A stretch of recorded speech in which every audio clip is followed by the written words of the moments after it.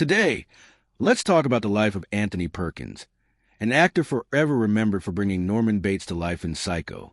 But there was a lot more to Perkins than just one role.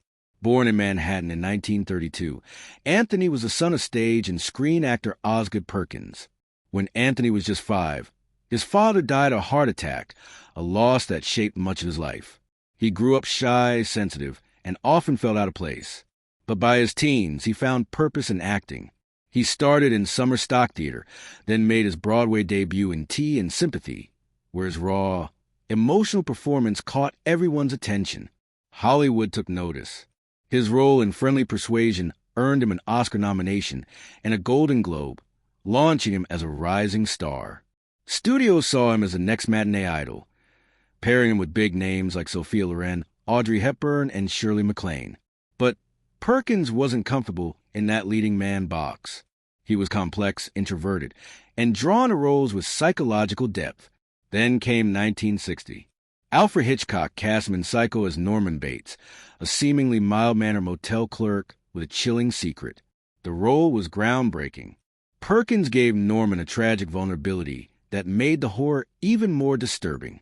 The performance was so iconic, it both defined his career and trapped him in it. Tired of being typecast, Perkins moved to Europe. He starred in art films, worked with directors like Orson Welles and Claude Chabrol, and slowly rebuilt his reputation. When he returned to the U.S., his performance in Pretty Poison showed his range, and he later earned acclaim in films like Catch, 22, Murder on the Orient Express, and The Trial. In the 1980s, he returned to the role of Norman Bates for 3 more Psycho films, even directing Psycho 3 himself.